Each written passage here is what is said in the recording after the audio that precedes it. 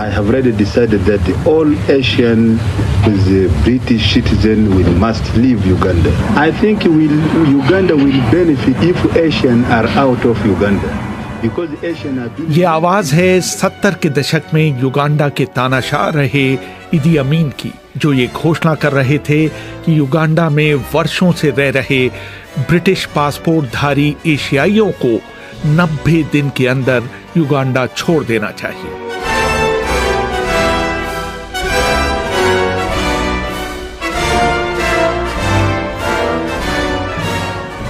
छह feet 4 inch लंबे और 135 किलो वजन वाले अमीन को हाल के विश्व इतिहास के सबसे निर्दयी और क्रूर तानाशाहों में गिना जाता है। एक जमाने में युगांडा के हैवीवेट चैंपियन रहे इदी अमीन मिल्टन ओबोटे को हटाकर सत्ता में आए थे। अपने 8 वर्ष के शासनकाल में उन्होंने क्रूरता के जितने प्रतिमान गढ़े, आधुनिक इतिहास में उसके उदाहरण बहुत कम ही मिलते हैं। 4 अगस्त 1972 को इदी अमीन को अचानक एक सपना आया और टोरोरो में सैनिक अधिकारियों को संबोधित करते हुए उन्होंने कहा कि अल्लाह ने उनसे कहा है कि वो सारे एशियाइयों को तुरंत अपने देश से निकाल बाहर करें।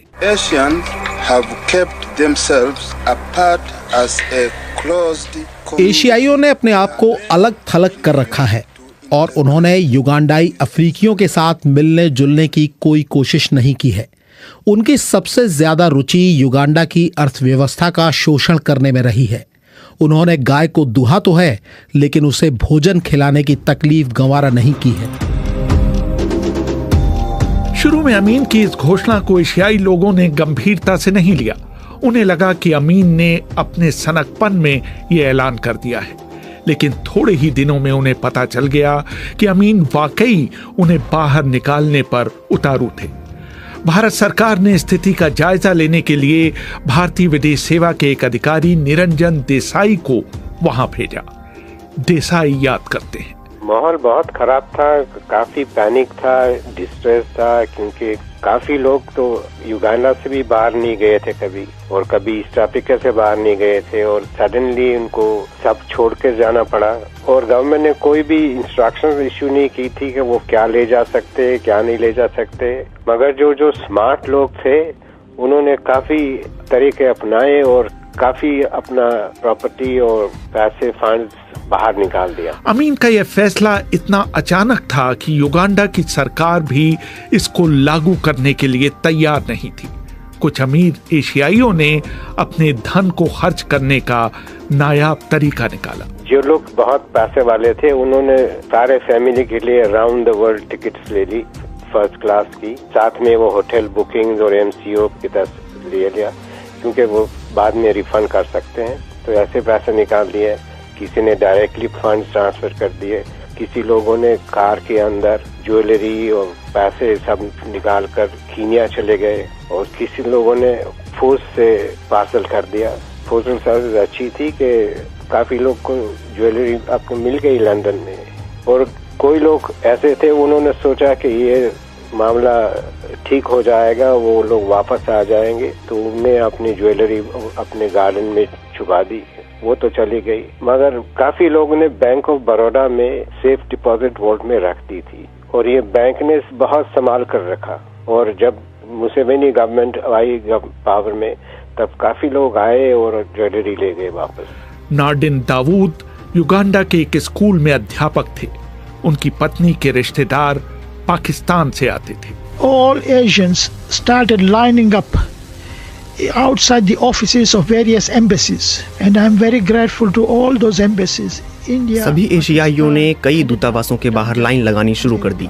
कैनेडियन दूतावास के बाहर भी बहुत लंबी लाइन लगी हुई थी।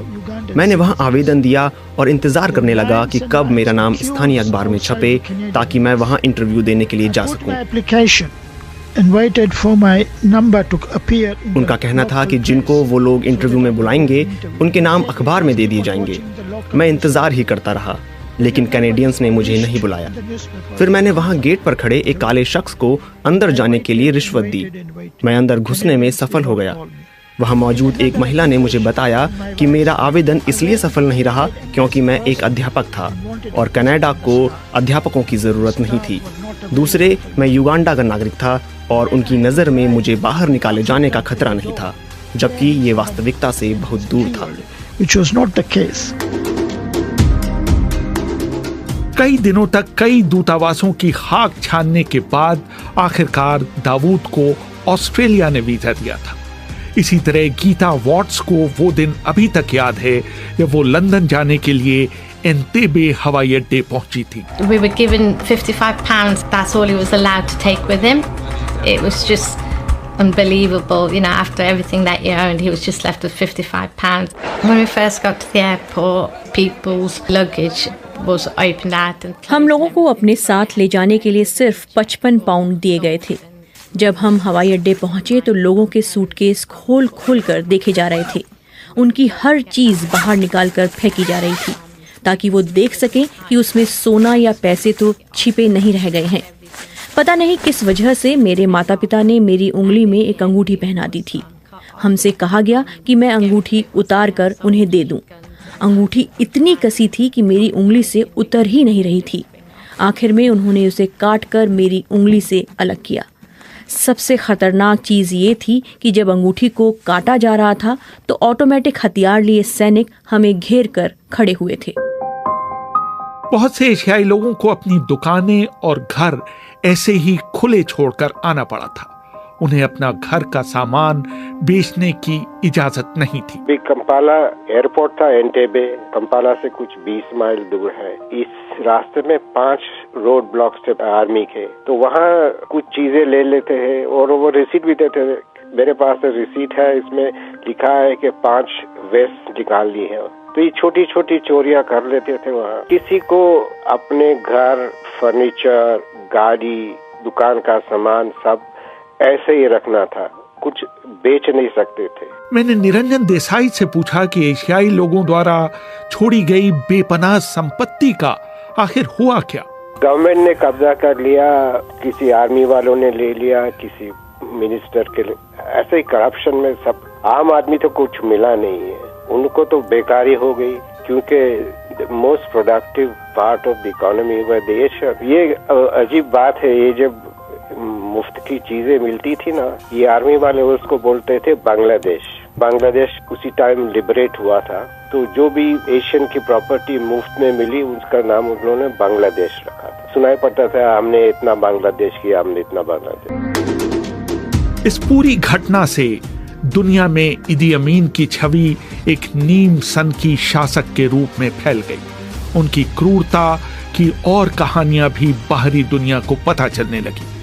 अमीन के समय में स्वास्थ्य मंत्री रहे हेनरी केएम्बा ने एक किताब लिखी, a state of blood, the inside story of Idi Amin, जिसमें उन्होंने अमीन की क्रूरता के ऐसे किस्से लिखे कि पूरी दुनिया ने दांतों तले उंगली दबा ली। अमीन ने अपने दुश्मनों को न सिर्फ मारा बल्कि उनके मरने के बाद उनके शवों के साथ भी बर्बरतापूर्ण व्यवहार किया। युगांडा के मेडिकल समुदाय के बीच ये बात आम थी कि मुर्दाघर में रखे बहुत से शवों के साथ छेड़छाड़ की गई थी और उनके गुर्दे, लिवर, नाक, होंठ और गुप्तांग गायब मिलते थे। जून 1974 में जब विदेश सेवा के एक अधिकारी गॉडफ्री किगाला को गोली मारी गई तो उनकी आंखें निकाल ली गईं और उनके शव को कंपाला के बाहर जंगलों में फेंक दिया गया। केम्बा ने यह भी लिखा कि अमीन ने कई बार उनके और दूसरे लोगों के सामने शेखी बघारी थी कि उन्होंने मानव का गोश्त खाया है।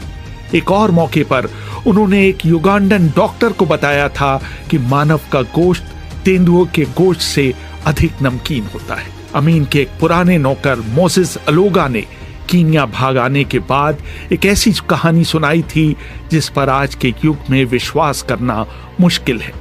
अमीन के समय में युगांडा में भारत के राजदूत रहे मदनजीत सिंह अपनी किताब culture of the sepulchre, Idi Amin's monster regime में लिखते हैं। अलोगा ने बताया, अमीन के पुराने घर कमांड पोस्ट में एक कमरा हमेशा बंद रहता था। सिर्फ मुझे ही उसके अंदर घुसने की इजाजत थी और वो भी उसे साफ करने के लिए। अमीन की 5वीं बीवी सारा क्योलाबा को इस कमरे के बारे में जानने की बहुत उत्सुकता थी। उन्होंने मुझसे उस कमरे को खोलने के लिए कहा। मैं थोड़ा झिझका क्योंकि अमीन ने मुझे आदेश दिए थे कि उस कमरे में किसी को घुसने नहीं दिया जाए। लेकिन जब सारा ने बहुत जोर दिया और मुझे कुछ पैसे भी दिए तो मैंने उस कमरे की चाबी उन्हें सौंप दी। कमरे के अंदर 2 रेफ्रिजरेटर रखे हुए थे। जब उन्होंने एक रेफ्रिजरेटर को खोला तो वो चिल्लाकर बेहोश हो गई। उसमें उनके एक पूर्व प्रेमी जीज गिटा का कटा हुआ सिर रखा था। बहरहाल एशियाइयों को बाहर निकाले जाने के बाद युगांडा की पूरी अर्थव्यवस्था तहस नहस हो गई। जरूरी चीजों की भयानक कमी हो गई। कई उद्योग बंद हो गए। कंपाला के कई रेस्तरां अपने मेन्यू कार्ड की इस तरह हिफाजत करने लगे मानो वो कोई सोने की चीज हो। वजह थी कि शहर के प्रिंटिंग उद्योग पर एशियाइयों का एक अधिकार था। जब एशियन चले गए, अनएम्प्लॉयमेंट ज्यादा हो गई, डिस्ट्रीब्यूशन नेटवर्क खराब हो गई। कोई बार होटल में मैं रहा था तो कुछ बार ब्रेड नहीं है, कुछ बार बटर नहीं है, कुछ ये नहीं है। हालत काफी खराब हो गई थी और इकोनॉमी जस्ट क्रैश। निकाले गए करीब 60,000 एशियाइयों में से अधिकतर को ब्रिटेन ने शरण दी। इन लोगों ने वहां कड़ी मेहनत की और बिल्कुल जमीन से शुरुआत करते हुए ब्रिटेन के रिटेल उद्योग की पूरी सूरत बदल दी। सबसे ज्यादा नंबर ब्रिटेन में आए क्योंकि वो ब्रिटिश पासपोर्ट होल्डर्स थे। आई थिंक कुछ 23,000 और सो आए और हमारे नेशनल थे कुछ 11,000 और दूसरे कुछ ऑस्ट्रेलिया गए, कनाडा गए। कनाडा सरकार ने बहुत मदद की थी। कनाडा सरकार ने आगा खान साहब की बातचीत के बाद कनाडा ने स्पेशल मिशन बनाया वहाँ कंपाला में और उन्होंने काफी लोग को इंटरव्यू किया और जो एलिजिबल थे उनको कनाडा का वीजा दे दिया और कनाडा गवर्नमेंट ने पैसेज भी फ्री दिया था उनको। तो काफी लोग कनाडा भी चले गए, कुछ फिर यूरोप चले गए, कोई न्यूजीलैंड गया, कोई ऑस्ट्रेलिया गया, कोई ब्राजील गया। मगर जो भी चले गए उन्होंने काफी अच्छा सेटल कर दिया सब जगह। आपने देखा ब्रिटेन में तो उन्होंने सारी रिटेल इंडस्ट्री चेंज कर दी। इस त्रासदी पर सबसे आश्चर्यजनक रवैया था भारत सरकार का। उन्होंने इसे युगांडा के आंतरिक मामले की तरह ट्रीट किया और अमीन प्रशासन के खिलाफ विश्व जनमत बनाने की कोई भी कोशिश नहीं की। नतीजा ये रहा कि लंबे समय तक पूर्वी अफ्रीका में रहने वाला भारतीय समुदाय भारत से दूर चला गया और ये समझता रहा कि उनके मुश्किल समय में भारत ने उनका साथ नहीं दिया।